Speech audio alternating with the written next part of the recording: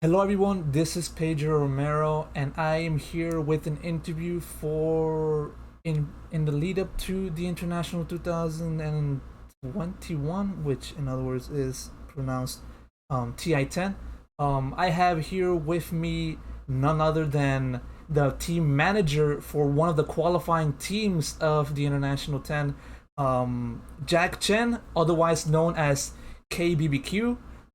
He's been working with Quincy Crew for the past, or I don't know, like around a year or so. Is that right, Jack? Sorry, what was that?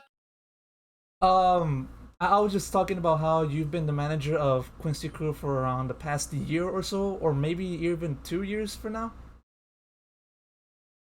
Yeah, of the team being called Quincy Crew, but I've been a manager of this core group of players for longer than that, for more like 3 years. Yeah, so it's been a pretty decent stretch of time with this group. Yes, yes, decent stretch of time indeed. If for those of you that don't know, Jack before being a team manager for Quincy Crew, he was an analyst, uh, interpreter of the Chinese scene for the English audience and stuff of that nature. And so from there, he moved on to Quincy Crew or within the core members of that team. And so just to start off, I know that Quincy Crew just finished participating in ESL One Summer in Kyiv. And the Animajor event in Kyiv also. So how are you doing, man? How's the environment over there? In Kiev, Yes. it's pretty nice. I mean, it's warm, it's summer. It's a beautiful city with like a lot of like great scenery, a lot of like it's been fun. Again, like I just tweeted about this, but usually we go to events and it's just a different arena, different hotel. You go and you're focused entirely on competing and getting ready, and then processing sort of the emotions and whatever issues come up, and you don't really have a chance to go and stop and smell the roses, so to speak. So it's been fantastic to be able to do that and finally feel like a tourist again, and just walk around, just enjoy stuff, and it's been great. It's been very relaxing, and it's been very necessary, I think, to like refresh myself for whatever's next. Yes, of course. If I may do so, ask what have been the scenes that you've visited while in Kiev, just to sort of relax your mind and that sort of thing. Sure. So it's been the I mean I'd say the names, the Rusinivska embankment. It's been then I went to like the right bank, which is like the where like the city like proper is. And so there's a place called Chernamorka that has really good seafood. I went there, and you just walk around. There's like a Marinsky Park. There's a bunch of like different sort of parks and cathedrals. There's this like cobblestone walkway that goes up, like uphill to a cathedral. There's the Podil, which is like the like raised sort of hilltop at the center of the city. There's been a lot of places that I've been walking around. I haven't gone to really too much to like the museums and stuff like that. I'll probably do like a tour or something instead, so I can like understand and like see what's going on. But it's been great. It's been great so far. Great so far indeed. And so far, in besides visiting the best places in that city, you've had to participate in two events. And so, can you give me like a walkthrough of just what you've seen from the team and how they fared within both the Animajor and the ESO one? Um, every team has like internal expectations and things that we expect to accomplish, and I think we fell short of that at those tournaments. One aspect of it is that we were seeded obviously directly into tournaments, and so for us, like we expected to be able to win multiple series at least. And as it turned out, we managed to win just one series at both tournaments. So we fell a little bit short of our sort of internal expectations. But I'm sure like we definitely learned a lot, and we definitely had to like look closely and scrutinize ourselves more. And we did face some like pretty strong, pretty decent teams in the day. So yeah, I think we fell a little bit short of the bar we set for ourselves, but obviously, like people came together and kind of talked about what needs to happen, and people have like some good idea of what they need to do in the months leading up to TI. And what about the team's subsequent performance in ESL One? I mean, I know that you guys had to refocus with the little time you had for another event. So, what would you take away from that tournament as well? Oh, I kind of addressed both tournaments in my prior answer, but Okay.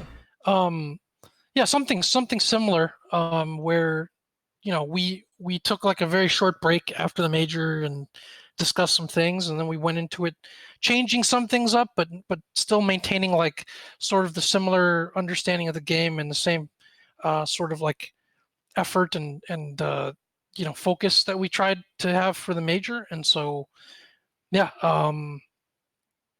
again, we really struggled. Our last two series didn't go well, and there's a lot that needs to be learned from that. So again, I'm happy that we did win some series, but I wouldn't say I'm like content or super happy about it. It's just, we didn't completely flame out. We actually showed that we could play some good Dota from time to time, and we need to be able to continue to do that with more consistency. But and yes, regardless of these past two events, your team managed to qualify for TI10, and and you don't need to worry about participating in the qualifying tournaments. You've already garnered enough points in the DPC to actually progress to the tournament. And so, talking about TI10, that was that always been the aim for the team since because the members of the team already garnered plentiful amount of experience from prior editions of the tournament, and so like was that like the main goal of Quincy Crew for this year? Yeah, uh, it definitely was. I mean, it was a really difficult year because um, we didn't our sponsor dropped us with COVID. We didn't have any other sort of income or anything like that. So it was just tournaments, online tournaments, and then hoping that TI would be back, and then hoping that we'd be good enough to make TI, and then to excel at it. Like that's the main driving force that kept people going. Because beyond that, the way our scene currently is, there really isn't much beyond TI. Um, in terms of like either sponsor interest or growth, even especially in the North American scene, you're at this sort of crossroads of like unfavorable economics. And so it was really important to us to like TI is what held us together, like believing that we could get there and believing that we could do well. So yeah, it was huge. I mean, without TI, we probably would have might have disbanded. People might have gone separate ways. There were some offers and opportunities for people that were pretty good, and they turned it down because they believed in themselves and they believed in this team that we put together. So yeah, it was huge for us to get there. Mhm. And in the road to TI, you guys had to go through a new format for the DPC. For each region that, or for each major region, they had to have two divisions, an upper and a lower, and 8 teams would participate in both divisions. The top two, or either top two, three, or four teams of the upper division would advance to the subsequent major tournament, whereas the two teams would advance in the to the upper division from the lower division. And so, in tackling that new format of the season, how would you think that the team fared through that uncertain landscape, if I might say?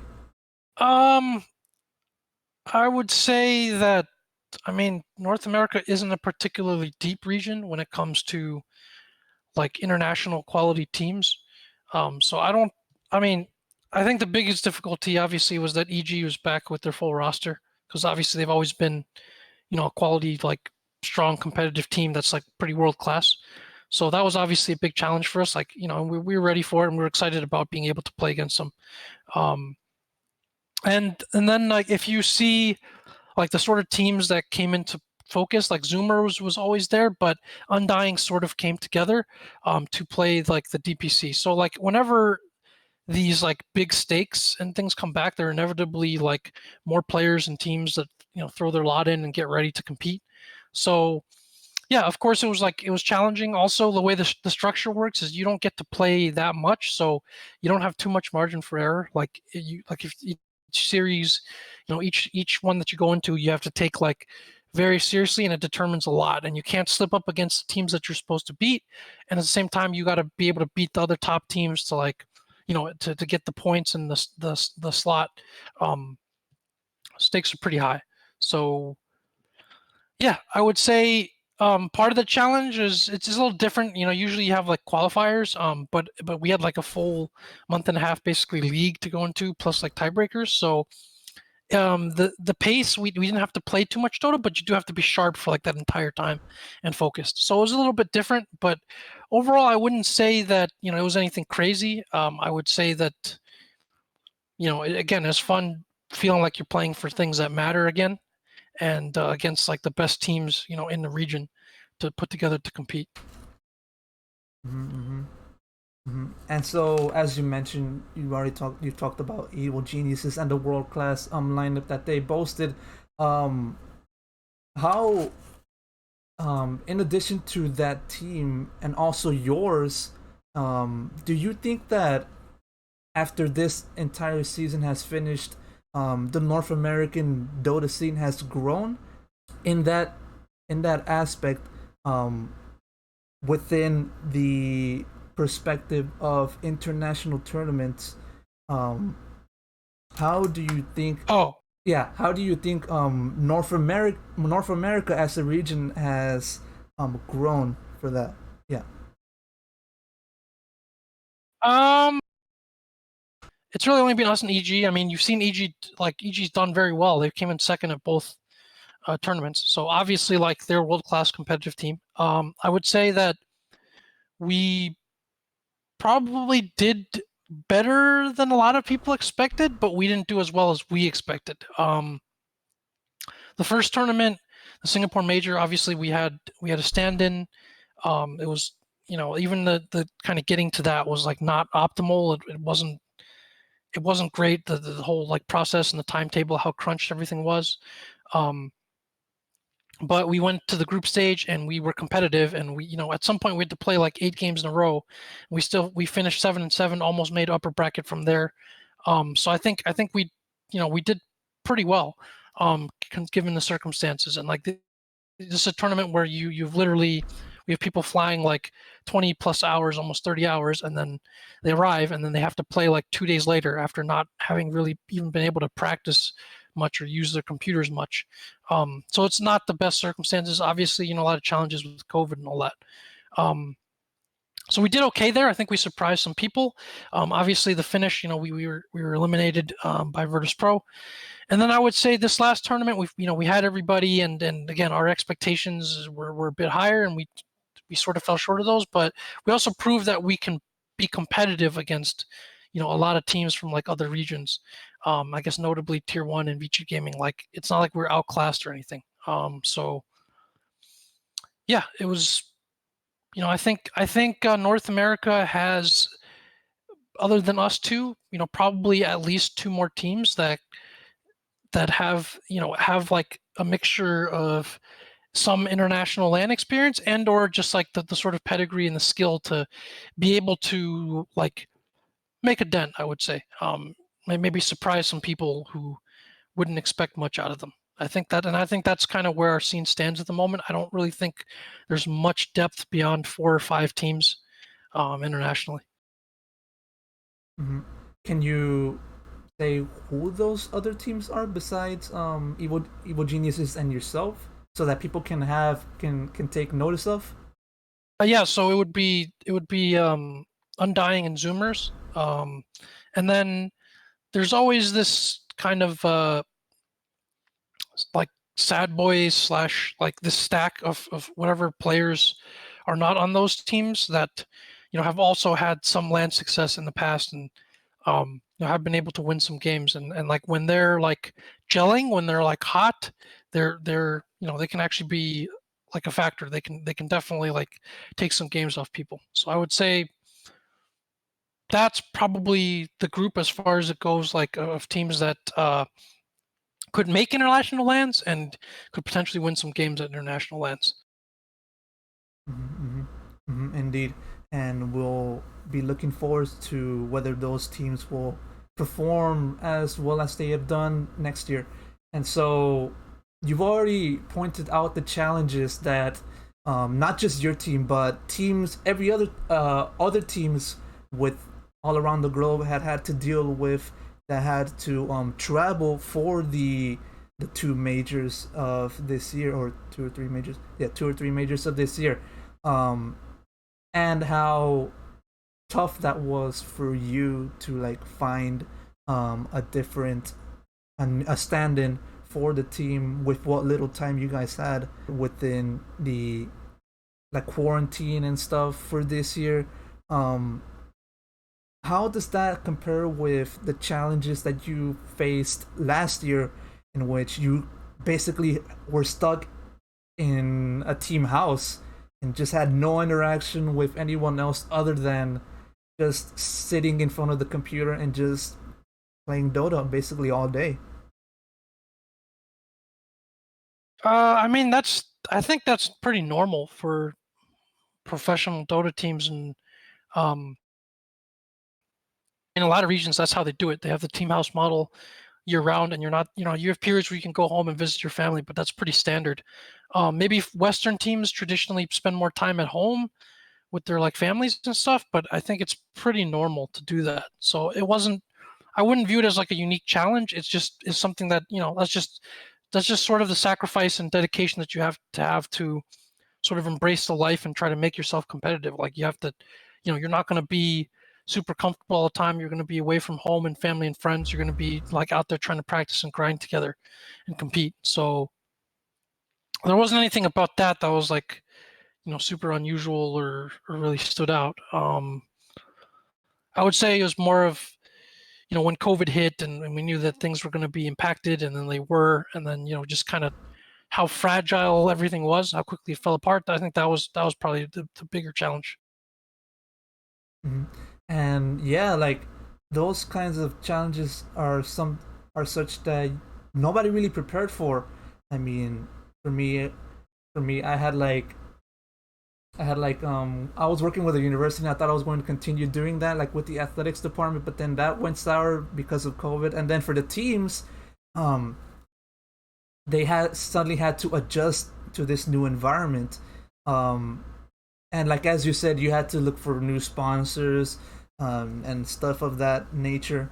And yeah, like within that uncertain landscape, that certainly must have been a weird dynamic to undergo. Besides the usual work with like the teams and the team house and stuff like that.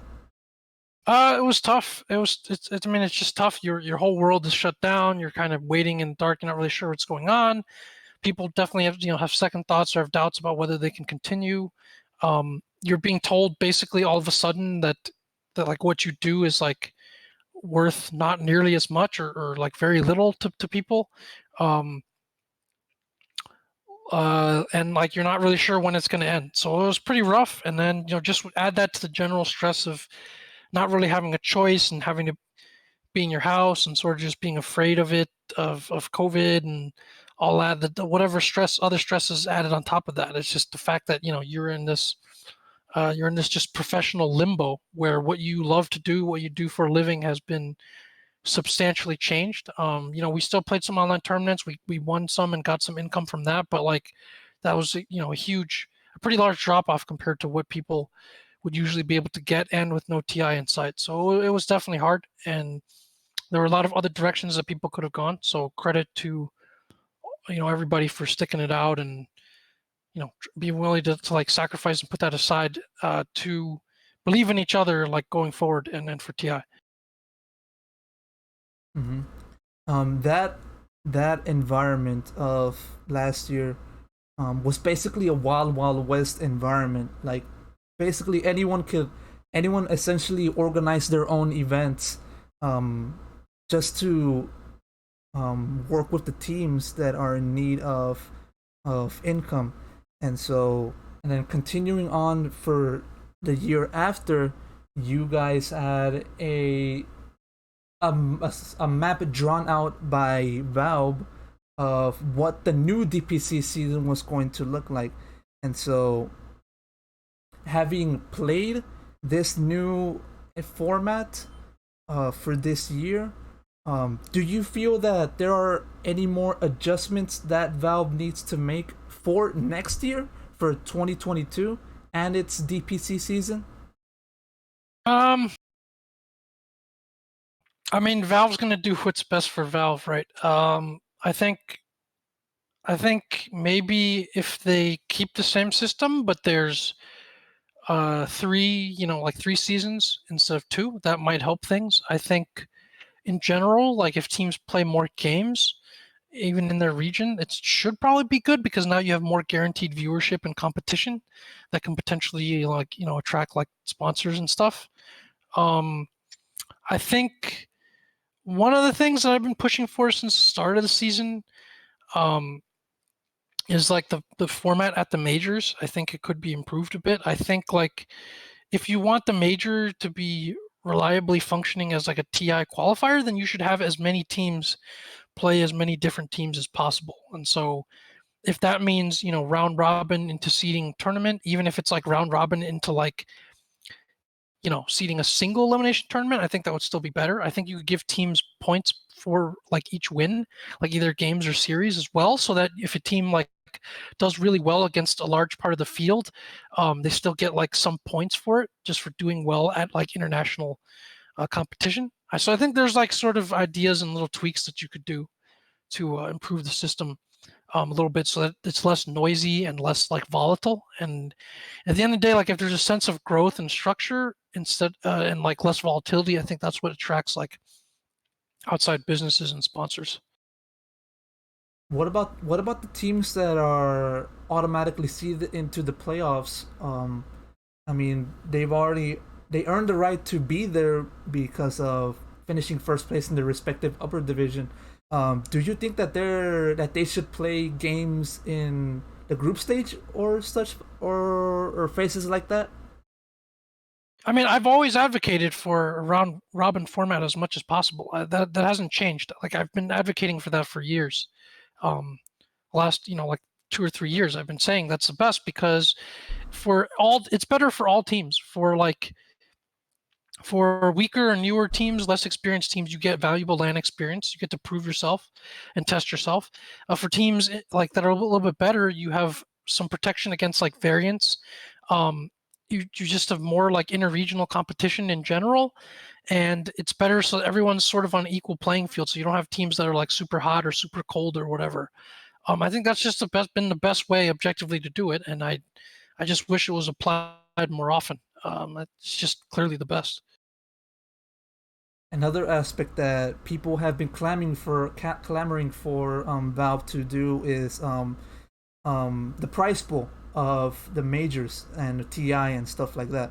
Um, for you, what has the prize pool has been? Because back then in the prior interview, you said that Valve's handling of the prize pool in their respective majors tournaments is becoming more centralized. I don't know if you remember that quote, but that's what you said like before. And so I'd like to know your thoughts about um, Valve's current handling of the prize pool for this DPC season and also of TI. I mean, it's the same that it's been, but more than ever, right? It's very concentrated in like a small number of hands, and like you're getting to a point right now where I think most players on the majority of teams in the DPC are making significantly less than probably less than what they made before, and less than like even like the talent and casters. And I think that only changes if you factor in like a decent finish at TI, based on the current distribution. And so, it's just extremely top heavy, and it's not really stable or sustainable, I would say, for a lot of people in like the middle or at the bottom. And then you can argue, maybe it should or shouldn't be, but that's sort of just the reality of what it is. Um, like just for context, our players have from the DPC leagues alone, our players have made like our team has made a total of 60K this season. Um, that's split among like 6 people to some degree, and like that's not even really like a living wage for someone in North America. And then we did win a little bit more at the major and at the ESL, but you have to keep in mind, like if you're generally speaking, it's hard to play third party events that like coincide with the major, right? If you make the major, and at the major, 10 of 18 teams receive nothing. They don't get anything than if they just stayed home and not played. Um, and I and that's, for some regions that's okay, that's fine, that might even be good depending on your living standards and your costs. But for North America and for other regions, that's really not much. And I don't think that sponsors are necessarily happy, um, for like as far as like the team side of things. Or I don't think they're necessarily happy with the fact that you're like playing a total of that many games like guaranteed, and against top teams guaranteed over the course of the entire year. I like, at least in North America, it hasn't really gotten better because of that. So it's a bit of a rough patch, and just hope it gets better. I don't have all the answers. I'm not some grand architect of this, but I can only see like what some of the problems that we have are, and what some of the dynamics, and conversations and thought processes that sort of lead to it for us. And it's just that's where we're at. Mm-hmm, mm-hmm, mm-hmm. And so yeah, with that said, we'll now look into TI10. And so, I mean, of course, news has been circulating about what kind of which host city will take part in holding the event, since the Swedish government has essentially ruled that they don't see esports as a sport or something that they should like allow players to participate in. With that said, where do you think um, TI10 should be held in? I don't really know, because I haven't. I mean, I haven't looked at it from every other team's perspective. I mean, personally, I stayed in Ukraine with the understanding that, or thinking that I was going to go to like Sweden in a few weeks. So it would be nice. I mean, they said it's in Europe, so it would be nice if it's in Europe and it's not like too long from now. So I can sort of just stay here and spend some more like quality summertime here, I guess.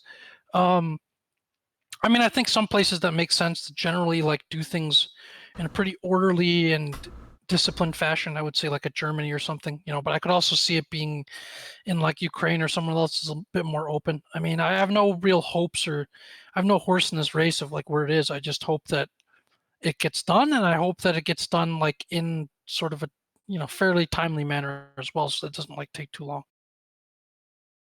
I've always thought that since Stockholm was not going to do the event, that maybe since it's the 10th edition of the competition, TI would return to Cologne, or maybe Seattle. That's what I assumed that it would be.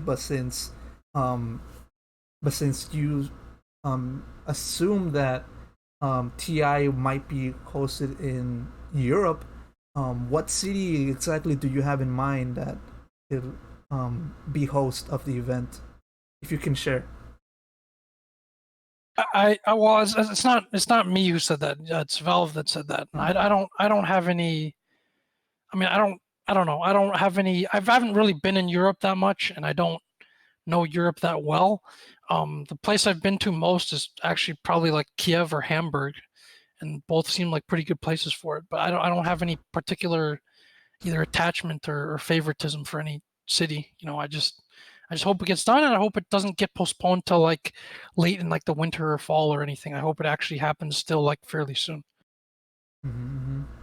Mm-hmm. It's around less than 2 months away. TI10, which will happen in around mid-August, no, mid-July to early August, as is the usual schedule. And so let's take our heads into post TI. All of the events are done. The team has earned their share of the prize pool. They've gotten what they've done. They did it. They've done everything. They played. They competed, and so have you set your sights on life post TI10? Um, do you think you'll continue on with the team, or is that something that you haven't really focused on as of now? I try not to think too much about that. I'm really not sure. TI is always a big reset button again because the stakes are so high. It makes or breaks teams, careers, people. Um, so I haven't really thought ahead of that because you really have to see what the landscape is and what happens. Um, so yeah, I mean, anything I could say now, I wouldn't wouldn't really be 100% sure of. Um, I will say that like trying to win and do well at TI has been like a real driving force for me. That's why I came to this side of things, like the team side, away from being talent. Like that was always a really big deal to me. So I'm not sure if I'd ever be fully satisfied if we didn't win TI, um, or if I wasn't part of a team, working with the team that won TI. So I feel like that's always going to be like a source of motivation. Um, but I don't know. It's hard to say because again, if I'm working in North America with a North American team, there's also I'm not a kid anymore. I'm not like a 20 something year old like spring chicken where I can just kind of whatever really roll the dice. Like I think I would have to start thinking about at some point like is this going to continue to work down the road? Is this going to be something that has like solid growth potential? Like is the team side something that I can continue to do? So I have to think about those things, in more detail based on what the landscape is like. But right now, I try not to think too far ahead, just because there's so much to focus on and think about right now, and the goal is still the goal. Regarding that landscape or your future, I'd like to take a little step to the past. And when you joined the core members that make up Quincy Crew, I mean, you were already an analyst, like a talent within the scene, but you might have answered this in previous interviews, but I'd like to know what was it that gravitated you towards joining those members into what is now Quincy Crew? Well, it was the other way around. I mean, at the time, I was at VGJ Storm, and I was in an org side position. Like the position, official position was like director, but basically like team manager as well. So it was actually, these guys came to us, and we talked to them, and I liked what I heard. I liked the character and sort of like personality of the people on the team at the time, and then they were a pretty good option for us um, at the time, and so that's when I first started working with them, and then yeah, I mean, since then it's just the way they conduct themselves, the general ethos and focus and stuff that people have. I think like it's pretty good. It's a character is like very important. I think a character and culture are extremely important at the highest levels of competition, and so those are things that I valued, that I respected, and that I wanted, like players for our org and whatever to have. And then it was only after that season and stuff where I decided to like be more of a team side sort of manager, rather than more organization sided. And so yeah, I think it's been a journey that's had a lot of ups and downs, but it's been also fulfilling and challenging in a lot of ways. It's been good. I've enjoyed it. Okay. Um, just a few more questions before we wrap it up. I'd like to know who do you have um, as the qualifier for the North American qualifier. Let me free myself. I'd like to know who do you think is the North. Who do you think will become the North American qualifier for TI10? One of the people that I work with at VGJ Storm is Mikey, who's the manager for Zoomers. He's definitely one of my closest friends within the scene. Like he also like very smart, competent guy, like works pretty hard and like like I like he's one of my close friends, so I have to in some way, like obviously I hope that they do well. Obviously Zoomers is a good team. Obviously there's a dark at least one dark horse team out there, so it's probably hard to say, but um, I like the guys on Zoomers. They've been together grinding for years. Um, they've always had like I think like a pretty good like attitude towards things. And I'm a little bit more familiar with uh with them in some ways. So yeah, like I would say that they have a pretty good chance. I would say it's probably going to be a hard fight between them and Undying either way. So I think those two teams are most likely. Undying also obviously has a lot of pedigree, experience, and some like good young talent. So yeah. All right, so 5 game series, grand finals qualifier. You choose 4 Zoomers over the Undying. Is that what you're telling me? Um, I don't want this to be like controversial or anything. No. All right. All right. Yeah, you choose not to answer. I understand that. It's either them or the other. I understand that. All right. Last question, just to wrap it up. Since I have you with me, KBBQ.